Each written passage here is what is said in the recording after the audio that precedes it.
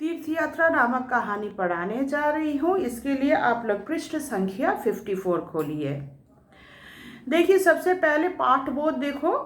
इस कहानी के माध्यम से कहानीकार श्री सुदर्शन बच्चों में परहित और त्याग की भावना का संदेश प्रसारित करते हैं। वास्तव में दूसरों की भलाई करना ही सच्चा तीर्थ यात्रा है। इस तथ्य को बड़े ही प्रभावी ढंग से प्रमाणित किया है। लाजवंती के यहाँ चैप्टर शुरू होता, देखो लाजवंती के यहाँ कई पुत्र पैदा हुए, मगर सब के सब बचपन में ही मर गए। तो उसके यहाँ जितने भी पुत्र पैदा होते थे वे बचपन में ही मर जाते थे। आखिरी पुत्र हेमराज उसके जीवन का सहारा था। तो हेमराज को अंडरलाइन करो। आखिरी पुत्र का नाम था हेमराज, वही उसके जीवन का सहारा था।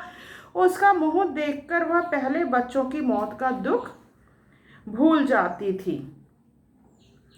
यद्यपि हेमराज का रंग रूप साधारण बालकों सा ही था, वो साधारण बालक सा ही था, मगर लाजवंती की आंखों में वैसा बालक सारे संसार में ना था। तो उसके आंखों में क्या, उसके बेटा जैसा, हर माँ के लिए क्या, अपना बेटा क्या होता है, एकदम उसके जैसा कोई नहीं होता, प्रिय होता है, बहुत आंखों के तारे होते हैं। तो लाजवंती के लिए मानो उसका पुत्र क्या, संसार में उसके जैसा पुत्र और कोई नहीं था। लाजवंती को उसकी इतनी चिंता थी कि दिन रात उसे छाती से लगाए फिरती थी, बिल्कुल भी उसे क्या है, अलग नहीं छोड़ती थी। मानो वह कोई दीपक हो जिसे बुझाने के लिए हवा के तेज झोंके बार बार आक्रमण कर रहे हो। मानो बार बार क्या है, मुसीबत आती थी और वह उसे रोकती थी, उस हवा को क्या है, वह रोकती थी। वह उसे छिपा छिपा कर रखती थी, हमेशा उसे छिपा कर रखती थी, कहीं उसे किसी की नज़र ना लग जाए। हमेशा घबराती थी कि कहीं किसी की नज़र उस पर ना लग जाए। उसे खेलने के लिए भी घर के बाहर ना निकलने देती थी। क्या है, वह अपने बेटे को कभी भी खेलने के लिए घर के बाहर निकलने नहीं देती थी। अगर हेमराज कभी निकल भी जाता था, भाई बच्चा है, उसका तो मन करता ही है कि बाहर खेलने जाए, तो अगर कभी वह निकल भी जाता तो लाजवंती क्या करती थी, घबराकर ढूंढने लग जाती थी। अगर वह निकल भी जाती तो क्या होता था, वह घबराकर उसे ढूंढने के लिए निकल पड़ती थी कि हाय मेरा बेटा कहाँ चला गया। गांव की जो स्त्रियां हैं, देखो गांव की स्त्रियां हमेशा अक्सर कहती थी हमारे भी तो बच्चे हैं। ठीक है, वो क्या कहती थी, हमारे भी बच्चे हैं। तो जरा सी बात में यूं पागल क्यों हो जाती, छोटी छोटी बातों पर ऐसे बेचैन क्यों हो जाती, पागल सी क्यों हो जाती है। लाजवंती यह सुनती तो उसकी आंखों में आंसू लहराने लगते। बस ये सुनना था कि बस उसके आंखों से आंसू आने लगते थे, बेचैन हो जाती थी। लाजवंती यह सुनती कि उसकी आंखों से आंसू लहराने लगते, भर्राए हुए स्वर में उत्तर देती। तब वह क्या है, बहुत उदास होकर उत्तर देती थी, क्या कहूँ, मेरा जी डर जाता है। तो क्या है, वह क्या कहती थी, मेरा जो दिल है बहुत घबरा जाता है। इस समय उसे अपने मृत पुत्र याद आ जाते थे। तो क्या है, इस समय क्या होता था, उसको जब भी वह घबरा उठती थी तो उसके अपने जो आगे के पुत्र हैं, मृत पुत्र सब याद आ जाते थे और उसके मन में भय बैठ जाता था। एकदम से घबरा जाती थी, उसके मन में भय बैठ जाता था। मगर इतना सावधान रहने पर भी, इतना सावधान रहती थी, इसके बावजूद क्या है, हेमराज को की तबीयत एक दिन खराब हो जाता है। मगर इतना सावधान रहने पर भी हेमराज बुरी नज़र से ना बच सका। इतने सावधान रहने के बावजूद क्या हो गया, उसे एक दिन तेज बुखार आ ही गया। प्रातः काल था, सुबह का दिन था। देखो, लाजवंती दूध दुह रही थी। इतने में हेमराज जागा। हेमराज जागता है और जागते ही मुंह फुलाकर बोला, माँ। बहुत उदास ढंग से माँ को पुकारता है। आवाज में उदासी थी। लाजवंती के हाथ में से बर्तन गिर गए।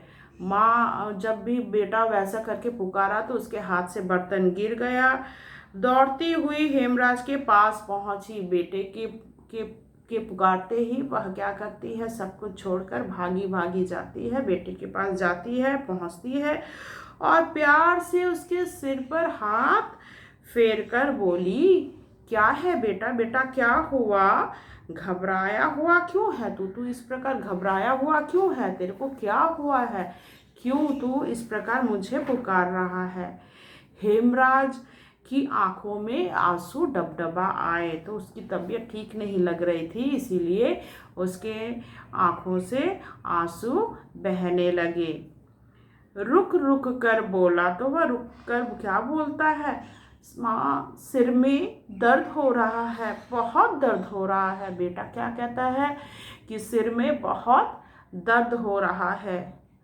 बात साधारण थी, देखो सिर में तो किसी का भी दर्द हो सकता है, तो बात तो साधारण सी थी। सिर में दर्द हो रहा था मगर माँ बहुत घबरा जाती है। बात साधारण थी मगर लाजवंती का नारी हृदय कांप गया।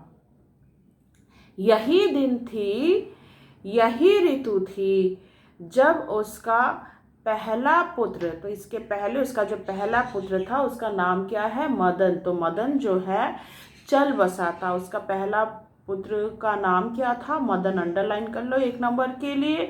वह भी इसी तरह बीमार हुआ था, तो मदन भी क्या है इसी प्रकार बीमार हुआ था।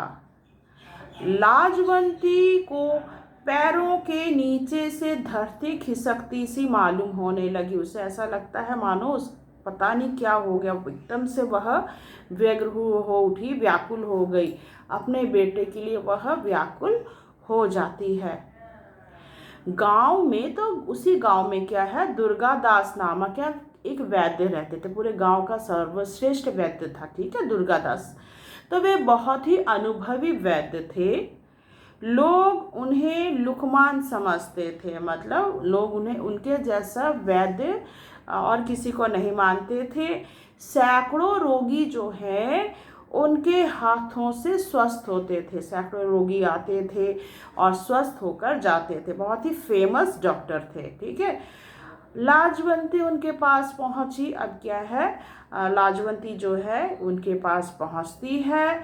लाजवंती को देखकर वैद्य बोले, तब लाजवंती को देखकर वैद्य क्या बोलते हैं, क्यों बेटी क्या बात है, इतनी घबराई हुई क्यों हो, क्या बात है। लाजवंती ने चिंतित सी होकर उत्तर दिया, तब चिंतित होती है और उत्तर देती है, हेम बीमार है। क्या उत्तर देती है कि हेमराज बीमार है। वैद्य जी ने सहानुभूति के साथ पूछा, कब से। तो वैद्य जी पूछते, कब से बीमार है तुम्हारा बेटा। तब लाजवंती उत्तर देती है, आज ही से। तो क्या है, आज ही से मेरा बेटा जो है बीमार है, कहता है सिर में दर्द है। तो बेटा क्या कह रहा है, हेमराज कहता है उसके सिर में दर्द है। तब वैद्य जी पूछते हैं, कहीं बुखार तो नहीं, मालूम तो नहीं होता, आप चलकर देख लेते तो अच्छा था। तो वैद्य जी क्या बोलते हैं, अगर आप चलकर देख लें तो अच्छा होगा। आशा करती हूँ यहाँ तक आपको समझ में आया होगा। बाकी जो है मैं आपको पार्ट 3 में समझाऊंगी। धन्यवाद।